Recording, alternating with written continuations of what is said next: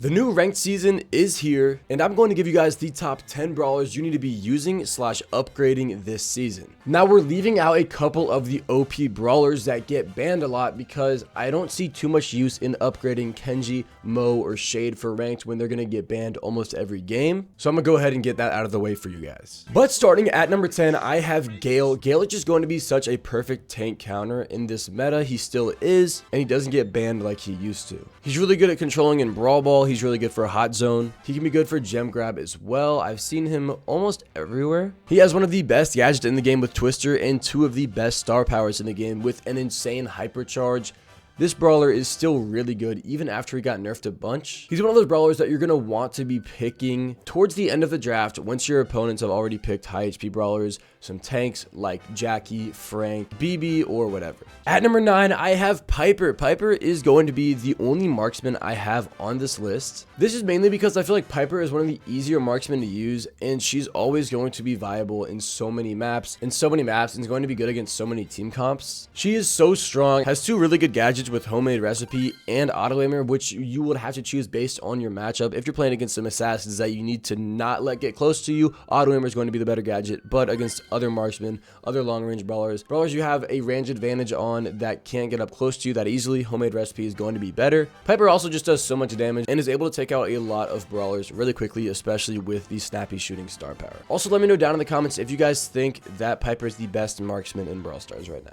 At number 8, I have Chester. Chester is still a super strong brawler, does a lot of damage, has a great super, and is just so versatile. That's what makes Chester so good to upgrade on this list, is that he is such a versatile brawler. You can use him in almost every single game mode for ranked besides heist, and he does such a good job at countering tanks in the meta. For number 7, I actually have Darryl. A lot of people have kind of started to overlook Darryl again, which I don't really understand why. Now, I will say Darryl isn't completely overpowered by himself, but if you're able to get Darryl against the right team comp with a kit on your team, you're pretty much unstoppable. The kit Darryl combo right now is so overpowered, especially if you add a Byron or Gus to your team. But even still, Darryl by himself does really well in a lot of bounty maps, knockout maps. He does well in Brawl Ball. He does well in hot zone sometimes. I mean, really, this guy can do it all. His hypercharge is still really good, and he still has 2 supers every single time he gets his super. I think he's overlooked now, and he's not ever getting banned. Darryl is a really good brawler to upgrade. At number 6, I have Juju, and a lot of people didn't think Juju would be that good, including me. I didn't think Juju would be as good as she actually is. Now, with that being said, Juju doesn't even get banned that much, which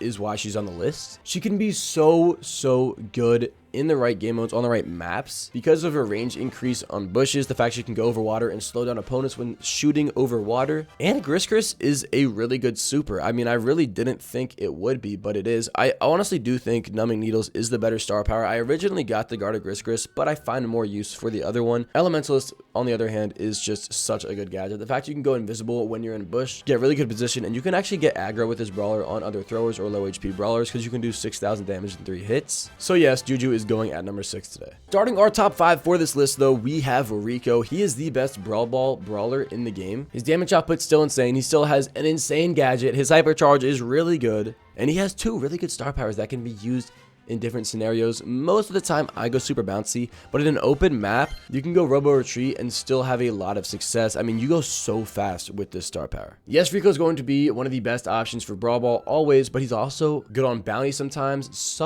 knockout, and he can be good on heist. He's one of those brawlers you want to have upgraded because if you get the chance to pick him in the right scenarios, he can be so overpowered. At number 4, I have Gene. Gene is a super good brawler right now. He does so well at controlling almost every bounty map, a ton of knockout maps he's really good in, and he can be really useful in gem grab as well. His star power is so good, being able to help heal his teammates, it's just amazing, and his gadget can knock back all assassins that are getting close, making it so easy to get kills. And when you pair it with his super, it's pretty much impossible for whoever you super to do anything. Now, I will say you do want to have talk to the hand gear, but a lot of the time you actually are going to want to use the vision gear as well instead of shield. If there's a lot of bushes on the map, like gem grab double swoosh, then you're going to definitely want to use the vision gear, which I am going to buy soon. But overall, Gene is just never really a bad pick on gem grab, knockout, bounty for most maps, and he doesn't get banned very often as well. That's why he's going number 4. Starting our top 3, I have Byron at number 3. He is so freaking looking good, and it's just the fact that he can heal so much and still does a really good amount of damage as well. His range is really good. He has 2 good gadgets. And for star powers, I like using the injection star power so you can get some collats going. Byron can be used in so many scenarios. Knockout and Bounty, I think, are his best game modes, but he can also be really good for gem grab as well. You're not going to see him on Brawl Ball much, but I have seen him in Heist and Hot Zone in certain scenarios. He's one of those brawlers that doesn't get banned often, and I feel like not too many people have him upgraded for some reason in the lower ranks, when he's definitely a top 10 brawler in the game regardless. At number 2, I have Surge. He is probably the most versatile brawler on the list. He can be used in